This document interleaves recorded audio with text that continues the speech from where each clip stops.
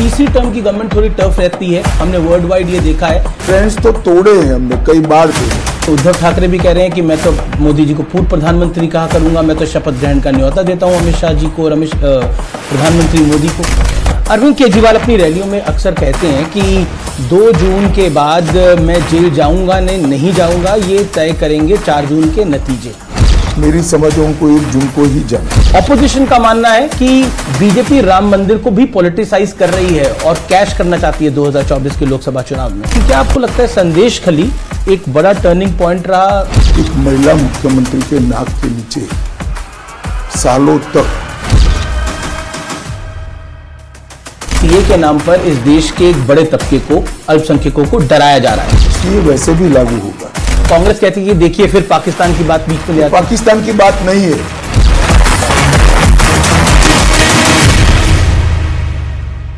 चुनाव में पहली बार न्यूज 18 आपके समक्ष लेके आ रहा है देश के गृह मंत्री अमित शाह के साथ बिताए हुए 14 घंटे।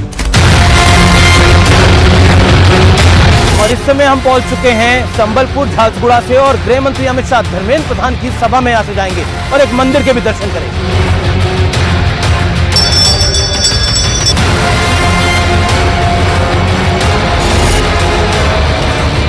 क्या तेलुगु स्टेट से और ओडिशा से भी एक बड़ा सरप्राइज आएगा अमित?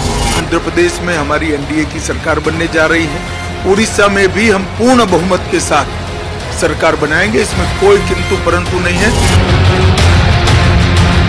क्या आपको लगता है संदेश खली एक बड़ा टर्निंग पॉइंट रहा बंगाल के इलेक्शन का? एक महिला मुख्यमंत्री के नाक के नीचे सालों तक धर्म के आधार पर महिलाओं का शोषण होता रहा, इससे ज्यादा शर्मनाक बात कोई हो ही नहीं सकती। नमस्कार व्यूअर्स, मैं हूं अमीश देवगन और आज इस समय मैं मौजूद हूं ग्राउंड जीरो पर और मैं मौजूद हूं ओडिशा में और ओडिशा से हम जाएंगे पश्चिम बंगाल की तरफ। यानी कुल मिलाकर आज का पूरा दिन ग्राउंड जीरो पर मैं रहूंगा। लेकिन आज मेरे साथ कौन रहेगा ग्राउंड जीरो पर? इस चुनाव में पहली बार न्यूज 18 आपके समक्ष लेके आ रहा है देश के गृह मंत्री अमित शाह के साथ बिताए हुए 14 घंटे। जानने और समझने की कोशिश करेंगे कि उनकी चुनावी रणनीति क्या है, उनकी चुनावी रणनीति क्या है और क्यों उन्हें लगता है कि बीजेपी का नंबर इस बार 300 के पार यानी 350 के इर्द गिर्द हो सकता है, या फिर 5 चरण के चुनाव के बाद उन्होंने अपने एस्टिमेट को कुछ कम या फिर बढ़ाया है। तो आज पूरा दिन गृह मंत्री अमित शाह के साथ हम बिताएंगे ओडिशा से लेकर बंगाल तक और फिर उनके साथ विस्तार से बातचीत भी करेंगे। तो आज का ये कार्यक्रम, आज का ये एडिशन वोट पथ का बहुत बहुत इंपॉर्टेंट है न्यूज 18 पर।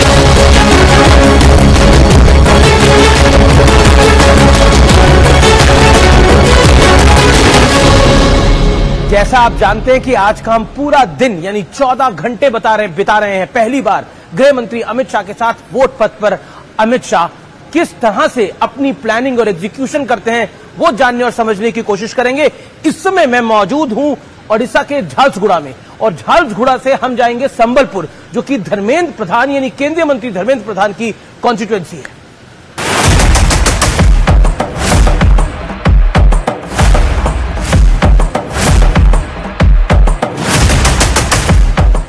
आज हम पूरा दिन बिता रहे हैं गृह मंत्री अमित शाह के साथ हम वोट पथ में और अब हम झारसुगुड़ा से चलेंगे संबलपुर की तरफ।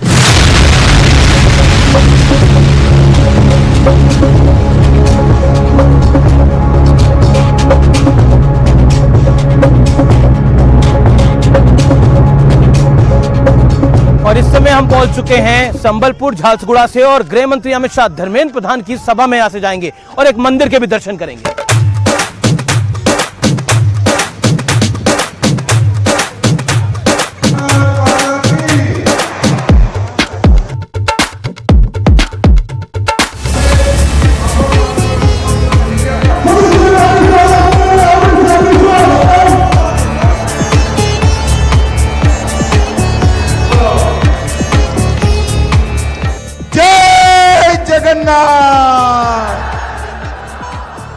देश भर के मतदाताओं के लिए सिर्फ 400 पार का लक्ष्य है।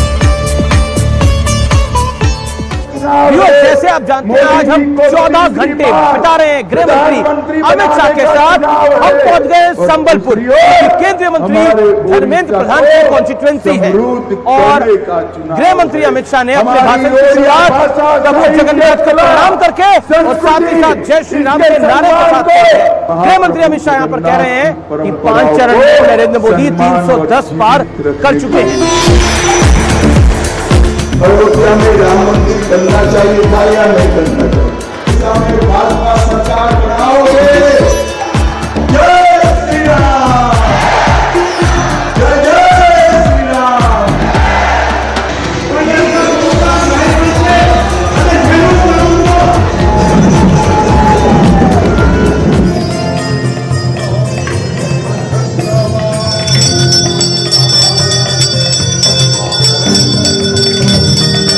और जैसा आप जानते हैं आज हम 14 घंटे बिता रहे हैं गृह मंत्री अमित शाह के साथ। हम पहुंच चुके हैं संबलपुर के समलेश्वरी मंदिर और यहां गृह मंत्री अमित शाह पूजा अर्चना कर रहे हैं और उसके बाद वो रवाना होंगे यहां से अपनी दूसरी पब्लिक मीटिंग के लिए।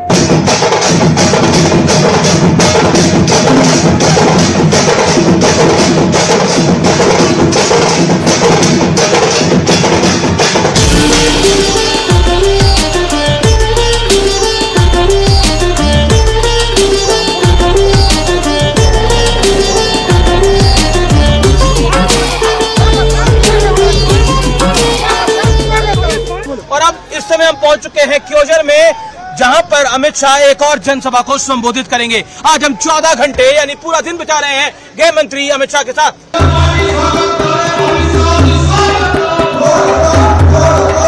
देखो भाई 5 चरण में मोदी जी 310 से ज्यादा सीटें जीतकर सरकार बनाने का काम किया। अब छठे और 7वें चरण में 400 पार कराना है, 400 पार कराना है। और इस समय हम क्योजर की जनसभा में हैं जहां पर गृह मंत्री अमित शाह अपना संबोधन दे रहे हैं की अस्मिता की बात वो करते हैं और दूसरी तरफ अमित शाह इस अपने संबोधन में ऊपर और नीचे यानी राज्य में बीजेपी की सरकार और केंद्र में मोदी की सरकार की बात करते हैं और कहते हैं डबल इंजन की सरकार ओडिशा को आगे लेके जाएगी।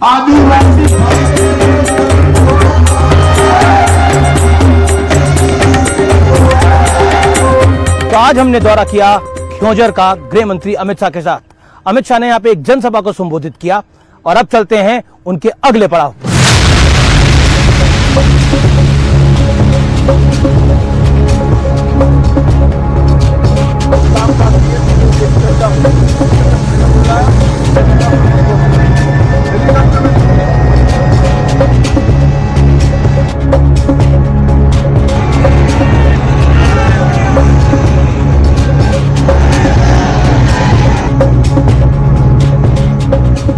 और अब हम पहुंच चुके हैं ढेंकनाल डिस्ट्रिक्ट में और इसके कामाख्या नगर टाउन में हम मौजूद हैं। चिलचिलाती धूप में दोपहर 3:30 बजे आप हुजूम देखें पब्लिक का। ये गृह मंत्री अमित शाह की जनसभा के लिए है।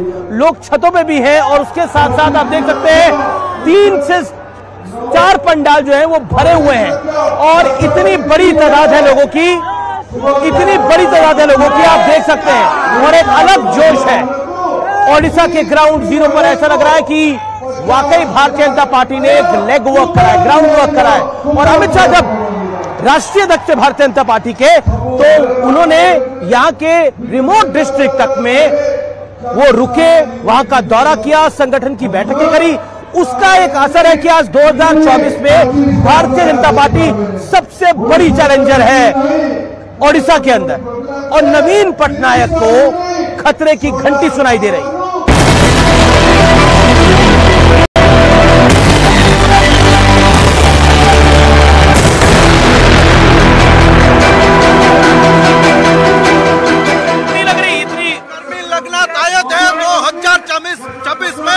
हम भाजपा का सरकार ओडिशा में करेंगे और वो तमिल को यहाँ से निकाल कर फेंक देंगे और लहराएंगे।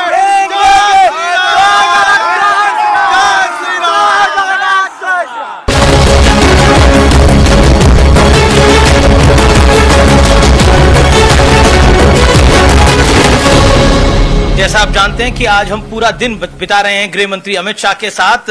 अमित शाह जी, आपका अभिनंदन है न्यूज 18 पर। प्रचंड गर्मी है और आप 150 से ज्यादा रैली और रोड शो कर चुके हैं। माहौल क्या दिख रहा है देश का?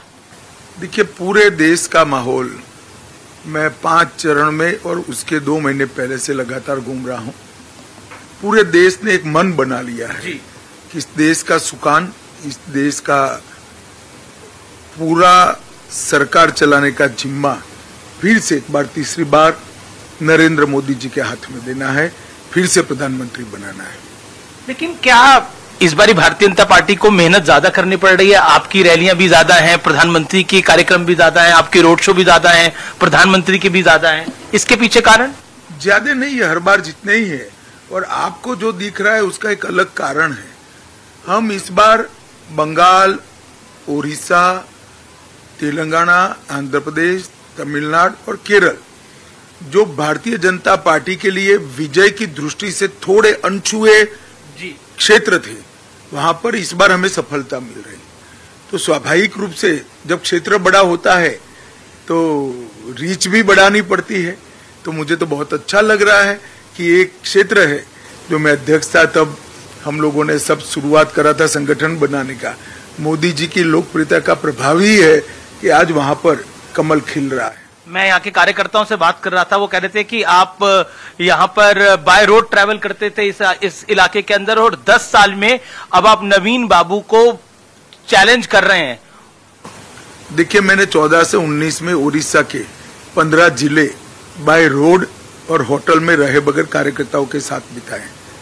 मैं कई बार आया हूँ एक मजबूत नींव के आधार पर, और मोदी जी की जो लोकप्रियता है वो लोकप्रियता को एनकैश कर पाए, इस प्रकार का संगठन बाद में नड्डा जी ने टेक ओवर किया। तो इस प्रकार का संगठन जो बना है वो मुझे तो बड़ा आनंद है कि आज मोदी जी पर जो उड़िया जनता का भरोसा है, तेलुगु जनता का जो भरोसा है, वो देखकर मन में बहुत बहुत आनंद होता है। क्या आपको लगता है, क्योंकि आपने तेलुगु जनता की बात करी, तेलुगु स्टेट्स ओडिशा, क्या आपको लगता है इस बारी भारतीय जनता पार्टी यहाँ एक बड़ा सरप्राइज देने वाली है? प्रधानमंत्री ने मेरे साक्षात्कार में भी बोला एक बड़ा सरप्राइज आएगा दक्षिण भारत से। क्या तेलुगु स्टेट से और ओडिशा से भी एक बड़ा सरप्राइज आएगा अमित जी? कोई सरप्राइज नहीं है, अब सर्वविदित है, मतदान हो चुका है तेलुगु स्टेट्स में। आंध्र प्रदेश में हमारी एनडीए की सरकार बनने जा रही है। उड़ीसा में भी हम पूर्ण बहुमत के साथ सरकार बनाएंगे, इसमें कोई किंतु परंतु नहीं है। और 17 सीटें लोकसभा की भारतीय जनता पार्टी जीत रही है। जी, पहले कुछ चरणों में मतदान कम हुआ, 5 चरण अब लगभग समाप्त हो गए हैं, मतदान थोड़ा कम दिख रहा है। क्या उसका इम्पैक्ट पड़ेगा? क्योंकि एक नैरेटिव बिल्डिंग हुई, उसका नुकसान भारतीय जनता पार्टी को पहुंच रहा है, ऐसा विपक्ष कह रहा है। नुकसान वगैरह तो कोई नहीं पहुंचता है। शुरुआत में मैं भी चिंतित था जी, जब जब इसको दूर से देखते थे। जब मेरा चुनाव पैक हुआ जी, मेरे खुद की कॉन्स्टिट्यूएंसी का, तब मालूम पड़ा कि कांग्रेस का वोटर निकल ही नहीं रहा है। लो मतदान का अगर कोई एक कारण है तो इंडी अलायंस के समर्थक में घोर निराशा है। वो मानकर चल रहे हैं मोदी जी प्रधानमंत्री बनने जा रहे हैं, हमें नहीं देना है। तो भारतीय जनता पार्टी की सीटें भी बढ़ेगी और मार्जिन भी बड़े होंगे। आप देखना, हम 400 पार करने जा रहे हैं। जी, चुनाव से पहले बीजेपी और बीजेडी के अलायंस की बात थी, वो अलायंस नहीं हुआ, और बीजेडी ने केंद्र की सरकार में भारतीय जनता पार्टी का कई मुद्दों पर साथ दिया। लेकिन अब तो आप नवीन बाबू को बाय बाय करने की, यानी मुख्यमंत्री के तौर पे हटाने की बात कर रहे हैं। देखिए, हमारा और बीजू जनता दल का कभी भी अलायंस नहीं रहा। अलायंस कुछ पत्रकारों ने बना दिया और कुछ नवीन बाबू के कैंप से अफवाहें फैलती थी। नवीन बाबू ने हमें हमेशा इश्यू बेस्ड समर्थन दिया है, और इश्यू बेस्ड समर्थन तो कोई भी दे सकता है, क्योंकि अंततोगत्वा पॉलिटिक्स में किसके सामने चुनाव लड़े हैं इसको ध्यान में रखकर अपना मत या अपना पक्ष तय नहीं करते। इश्यू देश के भले में है या भले में नहीं है, इसके आधार पर करना चाहिए। और मैं मानता हूं कि ओडिशा विकास की रेस में काफी पिछड़ चुका है। यहाँ पर एक प्रकार की स्टैग्नेंसी आई हुई है, बाबूशाही चल रही है, अफसर राज कर रहे हैं, और ओडिया जनता ओडिया प्राइड के लिए एकजुट और लामबंद होकर खड़ी है। जी, मेरा अगला सवाल है कि प्रधानमंत्री नरेंद्र मोदी हो, आप जगन्नाथ मंदिर की चाबियों की बात करते हैं, खासतौर पर जो रत्न भंडार है उसकी बात करते हैं। क्या आपको लगता है कि वो विषय ओडिशा की जनता में, और क्योंकि इस विषय का इम्पैक्ट जो है वो पूरी देश की जनता पर भी है, क्या कहना चाह रहे हैं आप लोग? मैं यही कहना चाहता हूं, सिर्फ उड़ीसा नहीं, उड़ीसा में तो इसका सबसे ज्यादा असर है ही है, दिखाई भी पड़ता है। मगर जगन्नाथ महाप्रभु का भक्त पूरे देश भर में, दुनिया भर में फैला हुआ है, और सालों से, हजारों सालों से, न जाने कितने सालों से ये मंदिर सबके मन में श्रद्धा का केंद्र रहा है। इसके रत्न भंडार की चाबियां गुम होना, डुप्लीकेट चाबियां बनना, और जांच आयोग बैठने के बाद जांच आयोग की रिपोर्ट को सार्वजनिक न करना, ढेर सारे सवाल जनता के मन में खड़े हुए हैं। हमने हमारे घोषणा पत्र में कहा है कि हमारी सरकार बनने के एक ही महीने में हम ये जांच रिपोर्ट को सार्वजनिक करेंगे और रिजर्व बैंक ऑफ इंडिया से इसका वैल्यूएशन कराकर सार्वजनिक करेंगे। जी, क्या आपको लगता है जो नवीन पटनायक भगवान जगन्नाथ के मुद्दे पर अब आपको घेर रहे हैं, आपके एक नेता के बयान पर, उसको आप किस तरह से देखते हैं? देखिए, आप थोड़ा दबदबा कर पूछ रहे हैं। संदीप पात्रा जी का बयान ये जुबान फिसलने का क्लासिक केस है।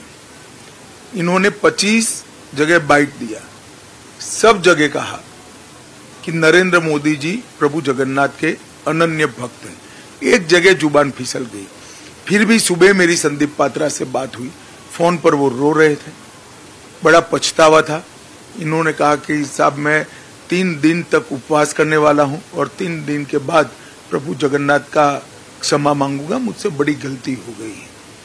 कोई व्यक्ति मन से जब पछतावा करता है और माफी मांगता है तो मैं नहीं मानता जगन्नाथ के दरबार में उसको माफी नहीं मिलेगी जी। और इसका एक गलती का परिमार्जन केवल और केवल जगन्नाथ ही कर सकते हैं, नवीन बाबू की पार्टी नहीं कर सकती। जी, राहुल गांधी ने खटाखट गरीबी हटाने की बात कही थी, इसको आप किस तरह से देखते हैं?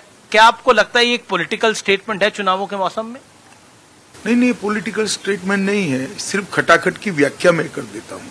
इंदिरा गांधी जी ने गरीबी हटाओ का नारा दिया था 70 के दशक में जी। और हम है 2024 में, तो उनकी खटाखट की ये व्याख्या है। इंदिरा गांधी जी ने जो नारा दिया था वो अभी उनका पोता पूरा करने की बात कर रहे हैं। भाई, आपके नारों पर कौन विश्वास करेगा, जबकि मोदी जी ने करोड़ों गरीबों के जीवन स्तर को उठाने का काम किया। 10 करोड़ लोगों को गैस का सिलेंडर दिया, 12 करोड़ शौचालय दिए, 14 करोड़ लोगों को नल से जल दिया, 80 करोड़ लोगों को 5 किलो अनाज फ्री दे रहे हैं, 60 करोड़ लोगों को आप 5 लाख का दवाइयों का पूरा खर्चा फ्री ऑफ कॉस्ट दे दिया, 4 करोड़ घर ही दे दिया, 6.5 करोड़ घरों में बिजली दे दी। ये खटाखट होता है। इनकी खटाखट की व्याख्या 5 दशक लंबी है, हमारी खटाखट की व्याख्या 10 साल की है, और अगले 5 साल में 100% सैचुरेशन आएगा। जी, तो गृह मंत्री अमित शाह के साथ आज हम पूरा दिन बिता रहे हैं, समझने की कोशिश कर रहे हैं कि उनके माइंड में कौन सा नंबर चल रहा है, वो भी हम आपको आगे बताएंगे। आप देखते रहिए हमारा ये वोट पथ गृह मंत्री अमित शाह के साथ।